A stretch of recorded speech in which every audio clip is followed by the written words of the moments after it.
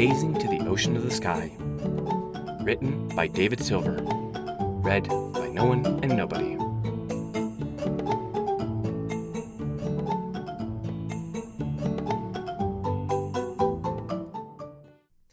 Chapter 47.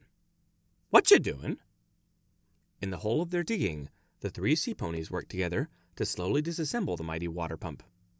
After a near catastrophe, before they managed to get the water tank detached without an explosion or burst, they were practically buried in a pile of pipes as Cherry and Barry went over what went to what.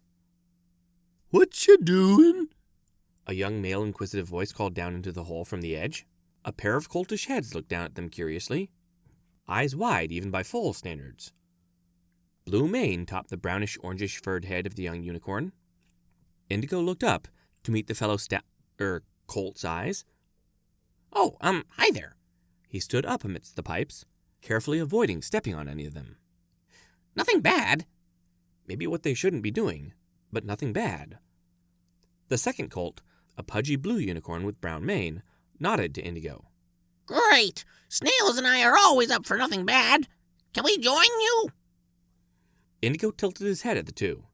"Oh, He didn't know the infamous duo, least of all so far removed as Appaloosa. Sure. But be careful. We can't break anything." He actually made to climb out of the hole. Cherry gave a sudden cry of celebration. "Oh, look right here!" She pointed to some point of the massively complex machine. Barry nodded in grave agreement. "Very astute, just as I would expect from a rival of mine. Now, I see how I would fix it. How would you go about it, "A very good question, eh?" The taller unicorn said slowly, as he slid his way down towards the bottom of the hole to join them, looking over the machinery thoughtfully. Bonk! Indigo collided with a hoof on the way up and was sent skidding down into the pile of pipes, his escape ruined. "Oh, That was a popular saying for him just then. well, I guess that works. Do you know anything about machines?" "Machines? Do we ever?" The stouter unicorn asked. "But, what are you three up to with this one?" His cutie mark displayed a machine, a pair of handled blades, attached together. His friend's image of a snail was less encouraging. Cherry pointed at the machine. "This is a water machine for making water spray out of the dry coral, so apples can grow big and wet." She licked over her lips with obvious appreciation for the art of apples. "But I think the regulator is clogged, and the way it's made up, it'll clog itself not long after it's turned on each time. It'll never flow strong enough." Indigo noticed the machine mark and smiled brightly. "Oh, Cherry, Barry, look. He's a machine pony, too." Yep, I can see that," Snips confirmed. "So what we need is a bigger one, so more water can go through, right?" Barry tilted her head. "I consider that very solution." She sounded impressed. Cherry thrust a hoof up. "But what if it's that big on purpose? We can't rule that out. The clock isn't right for sure, but the size?" "I'm sure they didn't have a bigger one handy at the time." Snails backed up his buddy with a small grin. "Can you make a new one?" Snips asked, looking at the sea ponies curiously, particularly eyeing their shiny legs. Barry nodded at Snips. "He's full of good ideas. Hey, you two know if they have what was it? A smithy? We'll get a new one made." Cherry's snout wrinkled with worry. "That'll take too long." Not like they didn't ask permission to do what they were doing or anything. "Oh, is this a rush job? Wink, wink." Snips inquired, making the gesture as he spoke it aloud. "Why didn't you say so?" "We can work fast." Snips claimed slowly. Indigo glanced between the two new ponies. What luck that they happened by. "That's really nice of you." Cherry was more utilitarian, gently working off the trouble piece and hoofing it right over to Snips. "Here you are. If you can make one that doesn't clog up so easily, that'd be good." Barry held up her hooves together. "A little bigger wouldn't hurt." A more savvy pony might find the two colts giggling a bit ominous as they trotted away with the piece to work on it out of sight. Indigo watched them go, even helping them out of the hole before he slid down to rejoin his friends. "We're blessed by the waves today." Cherry nodded. "Now we just have to wait." She crossed her hooves, and soon all three of them were waiting impatiently for the fixed or replacement piece. True to their word, the unicorns returned in under an hour, amazing by smithing standards. Their new and improved regulator seemed remarkably like the old one, but a bit bigger and lacking anything non-metal. Here you go. This should do the trick just fine, Snips assured as he floated it down to the sea ponies. Cherry spun it around on her hoof. It looked all right, so in it went. She screwed it in tight and got right to placing the other parts where they belonged.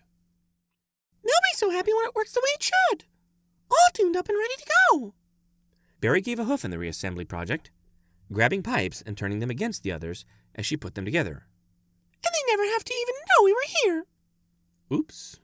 Not that we're not, allowed here. Oh, gotcha. None of us were ever here, Snips confirmed. See you around. With that, he and his companion took their leave, enjoying the head start of being at the top of the hole. It took some time before the others emerged, with the tank reattached and all the pipes in place. The machine was as ready as it ever would be for the moment. They didn't flee right away, but got to burying the hole they had made in hurried shoves. When their work had been reduced to a mild pile of loose earth, they let out a communal sigh. They hadn't been caught. Surely nothing but good things had been accomplished that day. Applejack sat up in bed and pressed a hoof to her skull. Despite the quiet in the room, it felt like her brain wanted to escape her body. She took slow breaths, controlling her nausea and getting her hooves to the ground before she started looking around. The pitcher of room-temperature water was soon dealt with. Thanks, cuz. Her voice was cracked and broken, and she winced on hearing it. What was she thinking overdoing it on alcohol like that? On an empty stomach? On a warm day? It's like she was trying to get herself drunk. Well, drunk she managed. At least she remembered the events leading up to it. She had kept the bottle away from all of them. All. Where are they? She looked around and peeked under the bed, as if they might be there.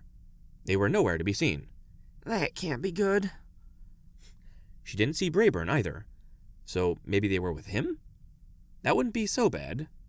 Except, she grimaced a little bit, remembering the last time he was trusted to look after some pony. Bray? Calling for him did no favors for her headache. She gave up on it and approached the door. She counted to 3 before allowing the full bearing of the sun to gaze upon her. It was like Celestia herself disapproved of her shoddy behavior and was pounding it into her head. Sorry. Not that the sunbeams cared, but she felt a tiny bit better for saying it. She closed the door behind herself and squinted around the town. Where would Brayburn be?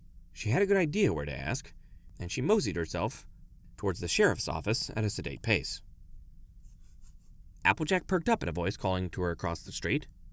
A female family member came trotting towards her. Land sakes, girl, you look like you rode along the underside of the train to get here. You all right? She smiled a little. Been better, but I'll be all right. Have you seen Brayburn or a trio of sea ponies? You mean the critters with fishes for back ends? That's the one. Applejack was in no mood to argue specifics. You seen 'em? They were playing some kind of game earlier. She pointed across the street. Half the town saw 'em skulking along, giggling and pretending to be all sneaky-like. Applejack applied her hoof to her forehead before realizing that the motion was an orchestra of discomfort. Which way did they get to? She pointed the way. That way, towards the orchard. Why? Hopefully nothing, but I'm just playing it safe. I'd best get moseying on. You take care, all right? She tipped a hat she wasn't wearing. Sure thing, cousin. You best take care of yourself better than you have been, or I'll tell Granny about it. That was no idle threat, and Applejack quirked a smile. I promise it won't happen again. She trotted away from her kin, as much as to get more quiet as she was eager to put her eyes on the missing sea ponies, and be sure nothing had happened while she was passed out. As she staggered down the road, a face that brought hope to her came into view. There was Brayburn.